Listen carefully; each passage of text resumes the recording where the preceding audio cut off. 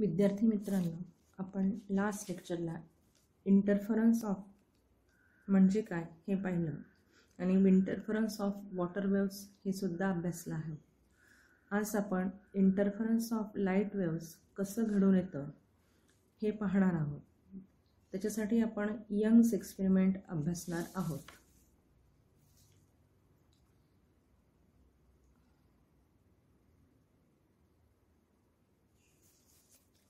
ही diagram Young's double slit एक्सपेरिमेंटची आहे. It is the cross section of the experimental setup of Young's double slit experiment. In this experiment, the plane wavefront from source S is fall on the screen, opaque screen AB, which have the two similar narrow slits S1 and S2.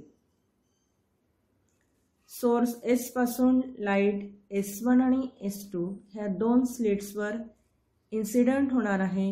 येणारा हा light S1 आणि S2 ह्या दोनही स्लिट्सवर in phase असणार आहे, कारण S1 आणि S2 source S पासून सारख्याच अंतरावर आहेत. ह्या स्लिट्स दोन्ही स्लिट्स मधील डिस्टन्स जवळजवळ 2 ते 4 mm एवढं असणार आहे. आणि ऑब्झर्विंग स्क्रीन PQ ही स्लिट AB च्या मागे ठेवलेली आहे, ज्याच्यावर लाईट वेव्स इंटरफेअर होऊन आपल्याला इंटरफरन्स पॅटर्न दिसणार आहे. S1 आणि S2 is at equidistance from source S.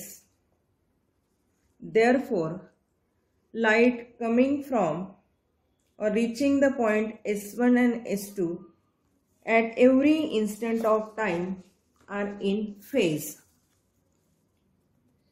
When light rays fall on S1 and S2, then the two slits acts as a secondary source of light and emits the cylindrical wavefronts.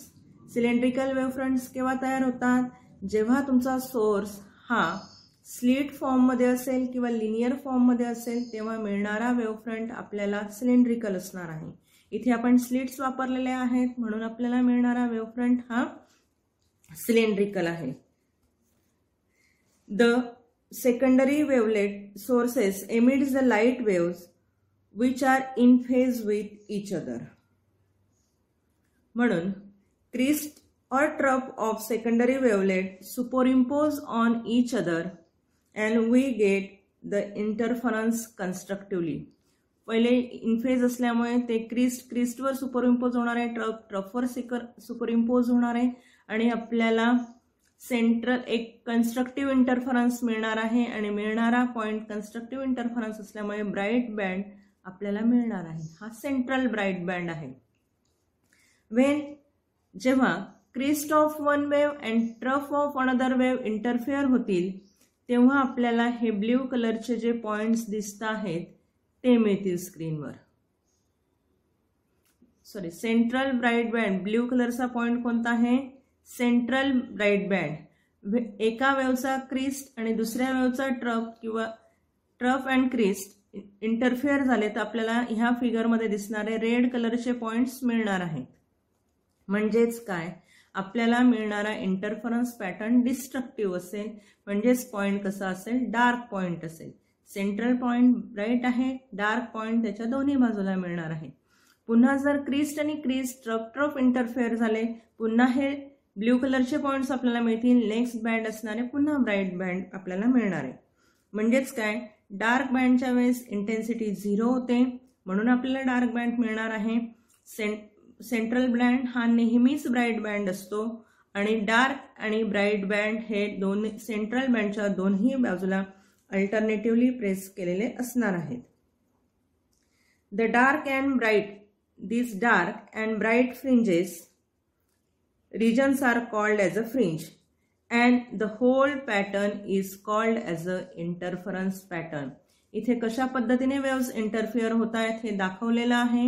He screen PQ वर आपल्याला ते दिसणार आहे. अशा पद्धतीचं band structure आपल्याला पाहायला मिळणार आहे.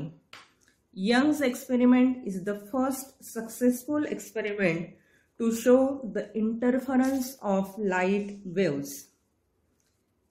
लाईट वेव्हचं इंटरफरन्स दाखवणारा यंग्स हा पहिला सक्सेसफुल एक्सपेरिमेंट आहे. आता आपण अभ्यासणार आहोत की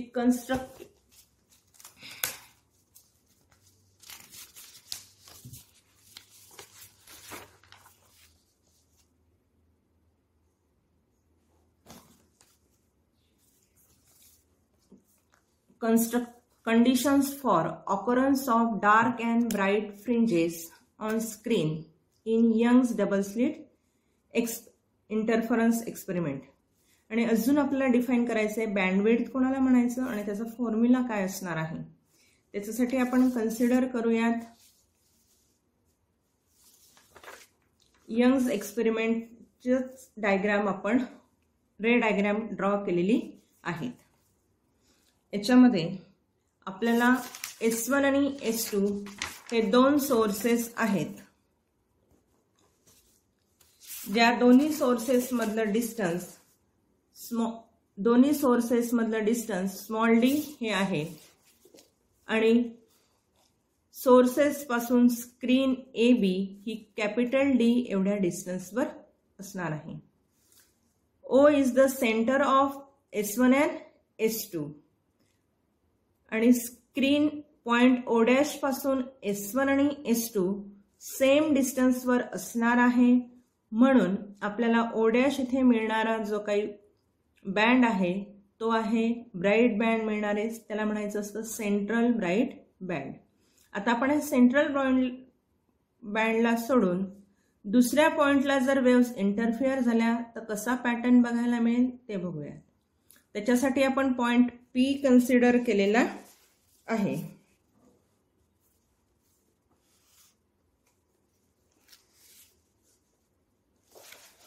जो पॉइंट P हा सेंट्रल O' पासून Y एवढ्या अंतरावर आहे. आता आपण position of bright fringes on screen अभ्यासणार आहोत. त्याच्यासाठी S1 आणि S2 पासून दोन वेवलेट्स ट्रॅव्हल होणार आहेत. त्या दोन्ही वेवलेट्स डिफरंट डिस्टन्स ट्रॅव्हल करणार आहेत. दोन्हींचं S1P आणि S2P हे दोन्ही डिस्टन्स वेगवेगळे असणार आहेत. आपण S1 पासून जर S2P वर परपेंडिक्युलर टाकला तर हे जे काही डिस्टन्स डेल्टा L आहे हे डेल्टा L डिस्टन्स म्हणजे ह्या दोन्ही वेव्हने ट्रॅव्हल केलेल्या डिस्टन्सचा डिफरन्स असणार आहे, ज्याला आपण म्हणतो पाथ डिफरन्स. पाथ डिफरन्स म्हणजे काय? S2P आणि S1P यांनी ट्रॅव्हल केलेल्या डिस्टन्सचा डिफरन्स, त्याला आपण म्हणायचे पाथ डिफरन्स आणि तो डेल्टा L या लेटरने दाखवला जातो. जर समजा P ह्या पॉइंटला दोन्ही वेव्ह S1P आणि S2P या इन फेज असतील तर त्यांच्यातला पाथ डिफरन्स हा इंटिग्रल मल्टिपल ऑफ वेवलेंथ असणार आहे. Wavelength is denoted by letter lambda. जर दोन वेव्स एकाच फेजमध्ये असतील तर आपल्याला path difference integral multiple of lambda असं मिळणार आहे. आणि P पॉइंटला तयार होणारा पॅटर्न हा कन्स्ट्रक्टिव्ह इंटरफरन्स पॅटर्न असेल आणि पॉइंट P हा ब्राईट पॉइंट म्हणून ऍक्ट होईल. जर पाथ डिफरन्स S2P आणि S1P म्हणजेच डेल्टा L हा integral multiple of half the wavelength असेल तर मिळणारा पॅटर्न P पॉइंटला हा डिस्ट्रक्टिव्ह इंटरफरन्स पॅटर्न असेल आणि आपल्याला डार्क फ्रिंज P ह्या पॉइंटला पाहायला मिळेल. त्याच्यासाठी आपण कन्सिडर करूयात ट्रायंगल.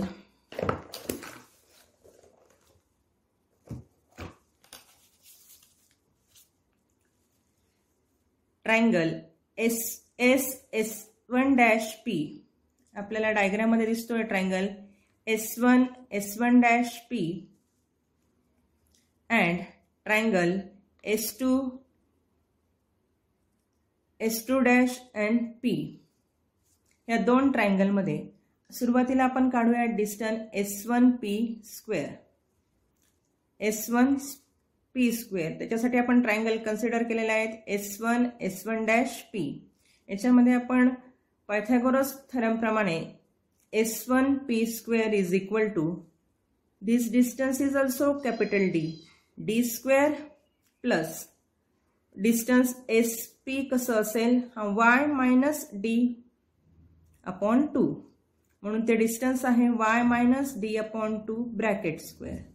आपण ट्रायंगल कन्सिडर केलेला आहे S1-P याच्यामध्ये S1P square is equal to this distance is capital D square plus this PS1- distance is y minus D upon 2 bracket square. आपण हा ब्रॅकेट सॉल्व करूयात a मायनस b ह्या फॉर्म्युलाने. D square as it is plus y square minus 2 time y into D upon 2 get cancel remaining is only yd plus D square. तसंच आपण दुसरा triangle consider करूयात S2-P. पुन्हा याच्यात Pythagoras theorem प्रमाणे S2P square is equal to S2 distance again capital D square plus S2P distance S2-P distance is y this y plus this distance is D upon 2 bracket square. जर आपण a plus b bracket स्क्वेअरने हे bracket solve करूया D square जसाच्या तसा plus y square plus 2 time y into D upon 2 get cancel only yd is remaining plus small d square. आता आपण काढूयात S2P square minus S1P square. Subtract equation first from second. First equation हे लिहिलंय आपण जसंच्या तसं. Minus करायचं S1 distance म्हणजेच ह्या टर्मच्या बाहेर मायनस साइन आहे म्हणून प्रत्येक टर्मची साइन बदलणार आहे. म्हणून मायनस D स्क्वेअर पुन्हा मायनस y स्क्वेअर हा मायनस आहे म्हणून minus minus plus yd again minus D square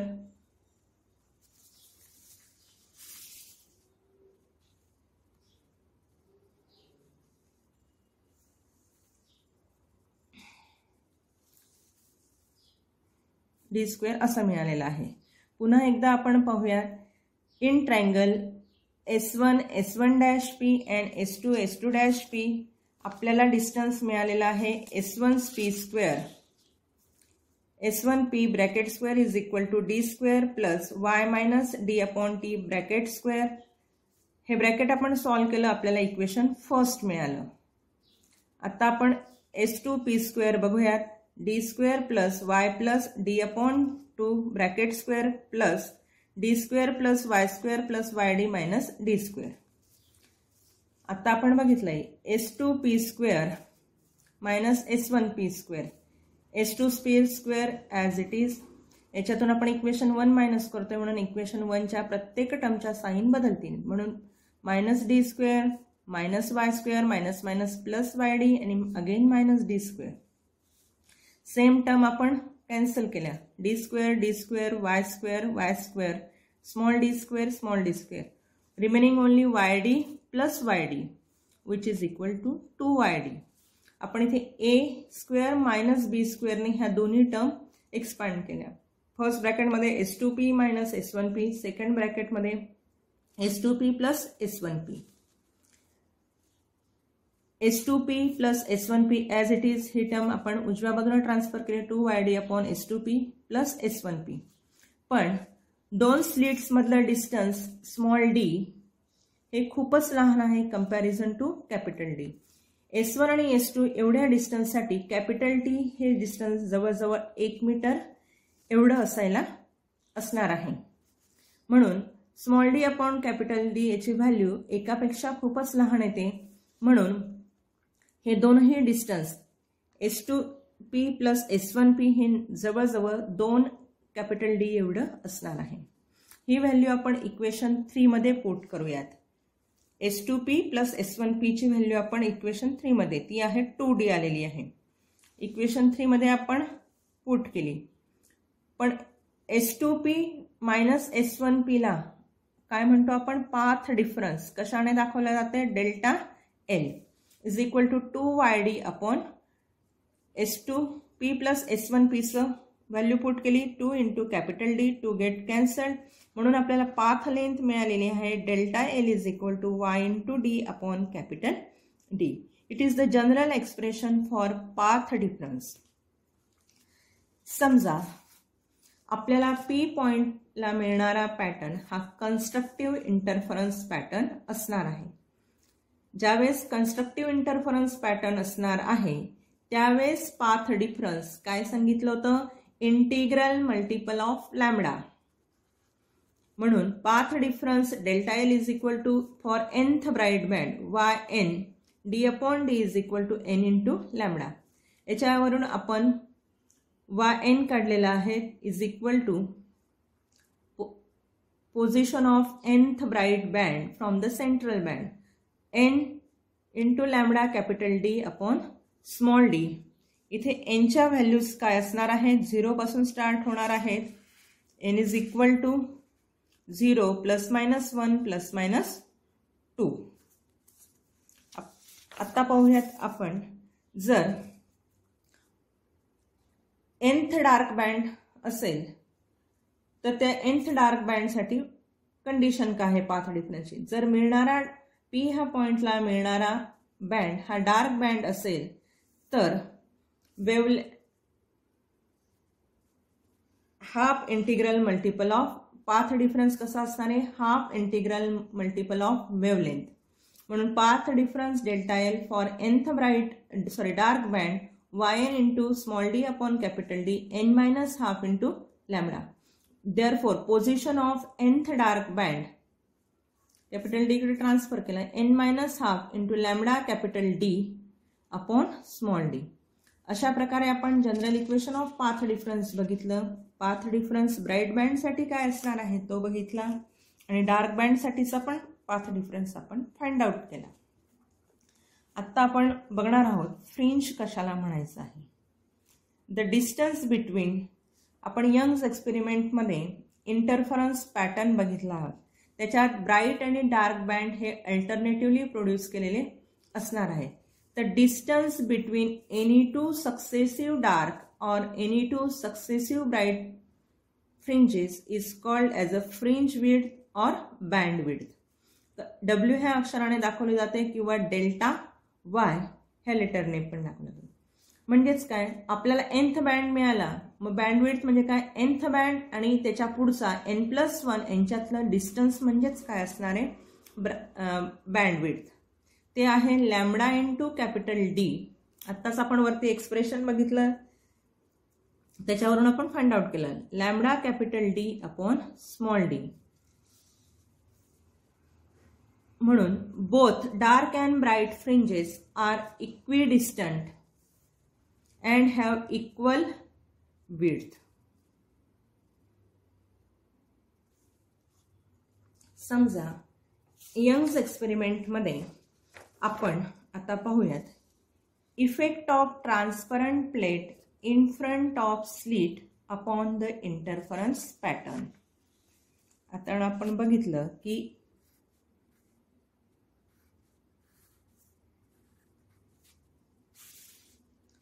S1 आणि S2 ह्या दोन सोर्सेस मधला डिस्टन्स D आहे आणि स्क्रीनवर आपल्याला इथे पॉइंट P मिळणार आहे.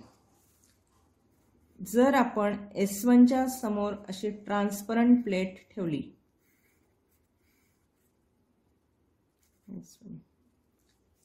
S1 ह्या स्लिट समोर आपण ट्रान्सपरंट प्लेट ठेवली तर S1P हे डिस्टन्स जे आहे हे जास्त भरेल. ही प्लेट आहे, this plate have a thickness T and refractive index N. Therefore, refractive index n. ही प्लेट आपण S1च्या समोर ठेवल्यामुळे आपल्याला जो काही ते डिस्टन्स आहे it is higher than the distance without transparent plate. Transparent plate न ठेवता जे डिस्टन्स असेल S1P त्याच्यापेक्षा प्लेट ठेवल्यामुळे जे काही डिस्टन्स मिळणार आहे ते जास्तीचं मिळणार आहे आणि ते किती असणार आहे n1 - 1 × t एवढ्या व्हॅल्यूने ते जास्त असणार आहे. Therefore the waves travelling from S1 and S2 not interfere at point P. म्हणजेच ते P पॉइंटला न इंटरफेअर होता दुसऱ्याच एका पॉइंटला इंटरफेअर होतील स्क्रीनवर.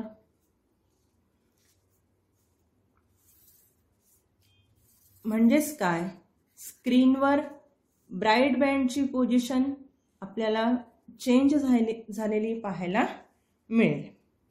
S1 समोर ट्रान्सपरंट प्लेट इंट्रोड्यूस केल्यामुळे ब्राईट बँड P पॉइंटला न मिळता दुसऱ्याच पॉइंटला मिळणार आहे आणि सेंट्रल ब्राईट बँडची पोझिशन चेंज झालेली असणार आहे. त्यामुळे आपल्याला मिळणारा जो काही पॅटर्न आहे the optical path length and therefore phases of the rays reaching at the midpoint of P from S1 and S2 will not be equal. The path length will be equal at different point than P. तो म्हणजे P dash असणार आहे. So bright fringe will occur at different point